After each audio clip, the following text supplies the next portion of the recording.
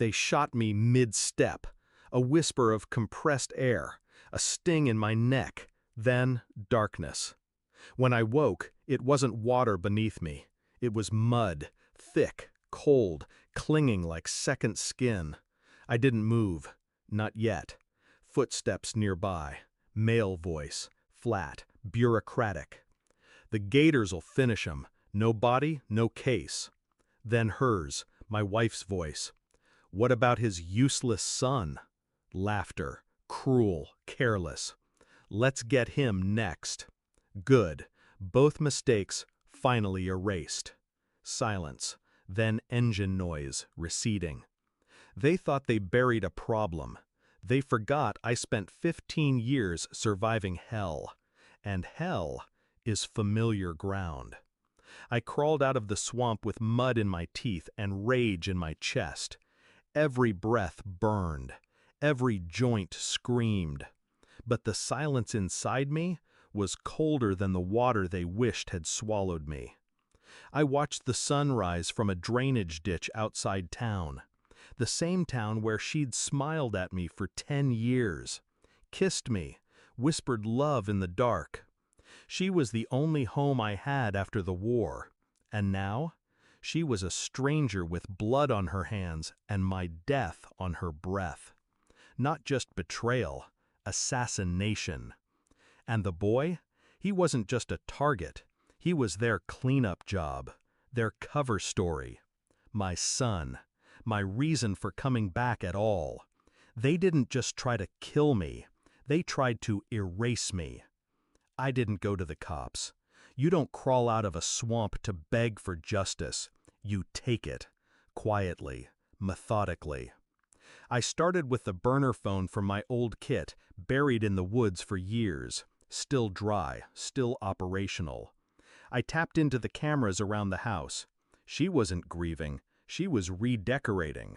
New sheets, his cologne in my drawer, an empty photo frame where my face used to be. I watched them eat dinner in my kitchen. He poured the wine, she laughed, they toasted something. I checked the school's online database. My son's emergency contact had been changed 2 days ago, from me to him. Legal guardianship in progress. Fast, too fast. I scanned her messages through a spoofed signal, every whisper they ever typed. Bank accounts rerouted, insurance policies altered. My military payout? Set to release upon confirmed death. Gators will finish him. No body, no case. They thought they were clever, but I didn't survive war zones by being predictable. The DNA test came first. I took a toothbrush from my son's school locker when no one was watching, dropped it off under a fake name. 10 days later, the truth arrived in a plain envelope. He wasn't mine. He was his. The man I'd trusted as my handler. The one who debriefed me after every mission, who shook my hand at my wedding. She hadn't just cheated. She built her life on a lie. And I'd raised the product of it, with pride, with patience, with love. When I confronted her, I didn't yell. I just walked in with the envelope, dropped it on the table. She looked at it, didn't touch it. I said nothing. Her hands trembled. She asked, "Where did you get that?" I tilted my head. The mud didn't kill me, and I walked out.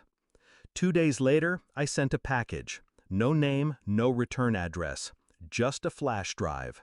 Inside, her texts, his voice recordings, GPS data placing them at the swamp the night I disappeared. I sent it to her employer, his commanding officer, the custody court, and my lawyer. Then I waited. She was fired within a day. He was dishonorably discharged within a week. Custody case collapsed. Judge flagged the manipulation and deceit. My son was placed under temporary guardianship. Not with me, but not with them. The final play? A recorded voicemail I left her, played on loop. Erase me? I was the only thing protecting you from yourself. Click. Silence. Forever? I don't miss her. I don't even hate her. That requires feeling. What I feel now is nothing. Not even relief. Just clarity. The kind that only comes after betrayal peels your skin off. The boy? He wasn't mine. But the bedtime stories, the soccer games, the tears I wiped, those were real. I don't know if I'll ever see him again, but I know this. They thought they'd buried a mistake. Instead, they woke a memory. And memory doesn't drown in mud. It rises and watches, quietly, until it's time to strike. Final line: you can't kill what never belonged to you in the first place.